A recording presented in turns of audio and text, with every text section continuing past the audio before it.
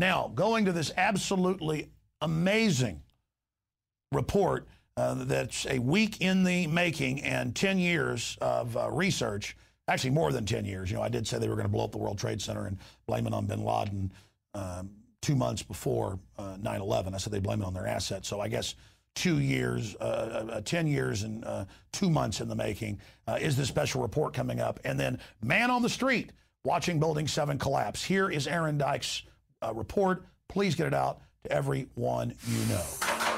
10 years later, Americans are still struggling with how to remember 9/11. Those patriotic feelings that swelled up in so many after the attacks simply no longer match the world that's grown up around us. Homeland Security, empowered to fight terrorism, has instead been turned against the American people, targeting returning veterans, Tea Partiers, constitutionalists, Federal Reserve activists, and more. The TSA has eviscerated the Fourth Amendment and become increasingly invasive and controversial. Lies, lies, and more lies about WMDs, banker bailouts, and more, as well as perpetual wars in Iraq and Afghanistan, have proven that governments will deceive to get what they want. And now the fact that NATO forces are fighting alongside al-Qaeda in Libya only serves to undermine the official story. But that official story has never messed with the laws of physics and common sense, and those who would prop up that story for their own agenda have long been at odds with the family members, the rescue workers, and concerned citizens who only want truth and justice. In the years of research, there's been more than 300 smoking guns which blow apart the official story. But in the interest of time, we're going to cover just a few of the most important. The 9/11 Commission itself was one of the biggest smoking guns surrounding the attacks and the subsequent cover-up. 6 of the 10 Commission members stated their disappointment with the conditions and their doubt about the conclusions. Co-chair Lee Hamilton, who admitted they were set up to fail, Bob Kerrey, who said there was ample reason to suspect there was an alternative to what was outlined in the version. Timothy Romer said, "We were extremely frustrated with the false statements we were getting." John Lehman said, "We purposely put together a staff that had, in a way, conflicts of interest." And 9/11 Commissioner Max Cleland resigned after concluding that it was, quote, "a national scandal," and that the investigation was compromised. It's a scam. It's absolutely disgusting. And senior counsel to the 9/11 Commission, John Farmer, wrote an entire book saying how he was shocked at how different the truth was from the way it was described, and that the tapes told a radically different story from what had been told to the public. The 9/11 Commission was nothing more than a whitewash used for political ends. The investigation was heavily compromised and steered through Philip Zelikow, who had close White House ties and limited access to witness and other documents. And the implications of what was omitted from the official story are as damning as they are compelling. Building 7 was the most blatant omission from the 9/11 Commission report of all. It wasn't hit by a plane, yet it had a symmetrical collapse and fell at nearly the speed of gravity. Statements made about Building 7's collapse on television that day and shortly after made clear what had happened. Building 7 ablaze at the moment and apparently getting ready to collapse. The excitement and the fun that people get watching an old building being demolished. It's reminiscent of those pictures we've all seen too much on television before, when a building was deliberately destroyed. We don't even know whether this was something that was engineered for safety reasons, or it just happened. I said, you know, we've had such terrible loss of life. Maybe the smartest thing to do is pull it. And they made that decision to pull, and then we watched the building collapse. Emergency responders and firefighters were told the building was going to collapse. You hear that? Keep your eye on that building. It'll be coming down. The building is about to blow up. Move it back. All right, guys? Sorry. We are looking back. The building is about to blow up. Flame, debris coming down. And early reporting was the tell. BBC World had reported that Building 7 had completely collapsed over 20 minutes before its actual implosion.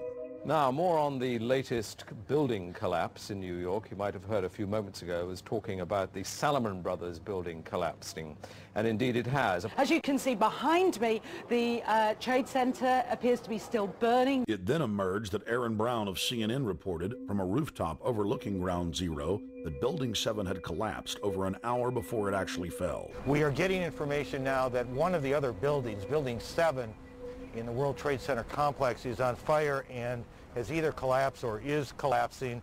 And you, to be honest, can see these pictures a little bit more clearly than I.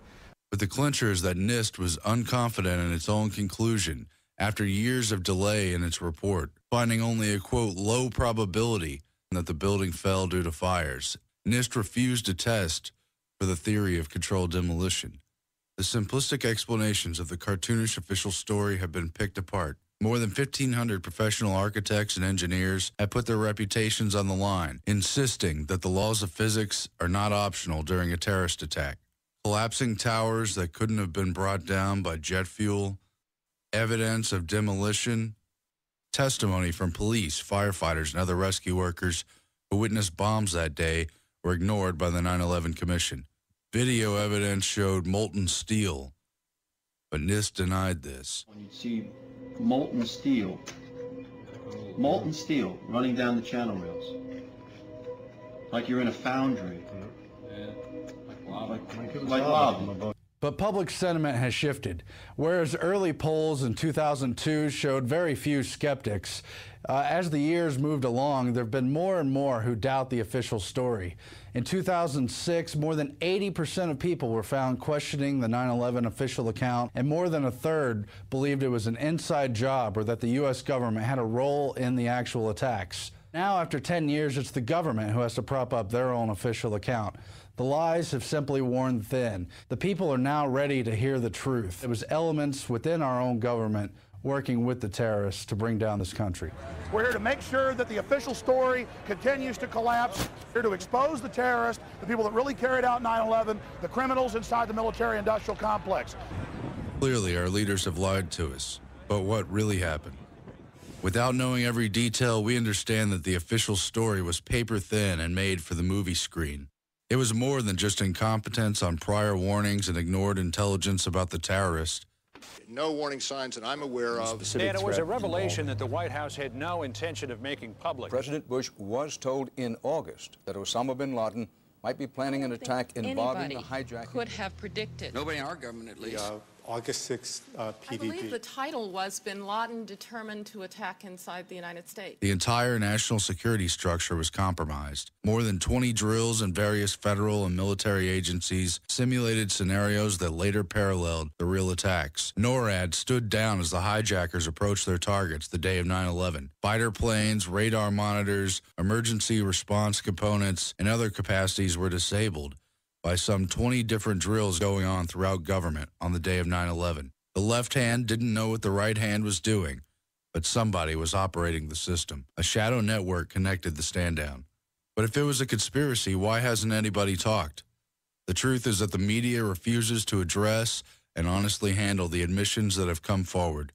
Intelligence officers testified about the scandals inside their terrorist monitoring programs. Abel Danger, for instance, repeatedly linked Mohammed Atta and other al-Qaeda operatives to terrorist plots literally dozens of times.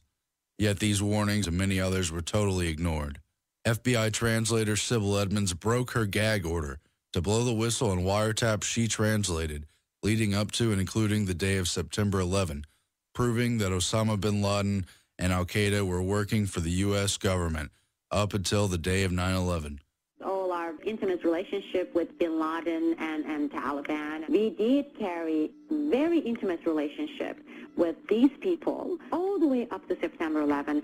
Understanding the need for an external enemy, colored by propaganda and myth, to drive military intervention across the globe is key to understanding the motives behind 9/11.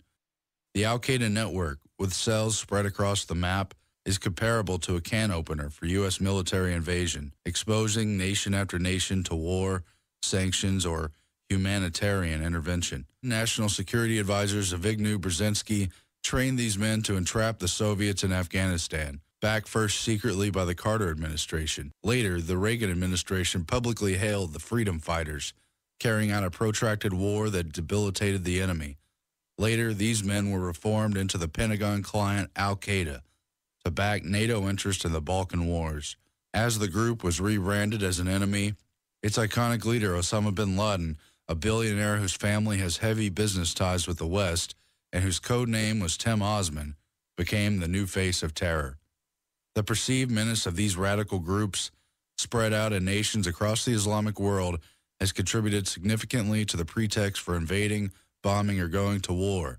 Key bono, who benefits? History confirms false flags behind nearly every major war, from the Gulf of Tonkin, the USS Maine, babies thrown from incubators, WMD lies, and so much more. Many of our leaders burned around the potential that a false flag could provide for their foreign policy and domestic agenda. The Project for a New American Century, or PNAC, the neocon group that would soon fill much of the Bush administration, wrote in 2000 how a, quote, new Pearl Harbor could help them pursue their plan for a global American empire, noting that a catastrophic and catalyzing event would help move their agenda forward in a timely fashion. Brzezinski also wrote in his Grand Chessboard in 1997 how foreign policy had to be buoyed by widely perceived external threat. Then, just days after 9/11, the Council on Foreign Relations met to openly discuss how the crisis could be used to build a, quote, new world order. There is a chance for the President of the United States to use this disaster, and that is a new world order. Now, in the Obama administration, we've heard about the next terror attack. We've seen advisors like Robert Shapiro hail the usefulness of an Oklahoma City or 9/11 style attack. Glenn Beck and Michael Savage both warn how the Obama administration could seize upon another terror attack to blame the right. The Homeland Security apparatus has been turned around on the people. Instead of pursuing suspected radical jihadists, outspoken Americans have been placed under suspicion, including returning vets, Tea Party activists, peaceful opponents of the Federal Reserve, and supporters of third-party candidates, among others. They've all been identified as potential domestic terrorists in law enforcement documents. And this has been reinforced by Homeland Security memos and its constant propaganda. Don't assume it was left by accident. If you see something, say something. Chuck Norris is only the most recent of many prominent citizens who become concerned about videos depicting white Americans, not Muslim radicals, as likely terrorists, cementing the notion that the police state was built for the people. They've been conditioned for slavery by TSA pat-downs, body scans, and other invasive and unconstitutional searches of airline passengers. But now that's expanded into bus passengers and highway checkpoints. The system will never admit the truth that's plainly in front of us. It's simply too invested in the lie. But the truth will come out through tireless research and persistent efforts.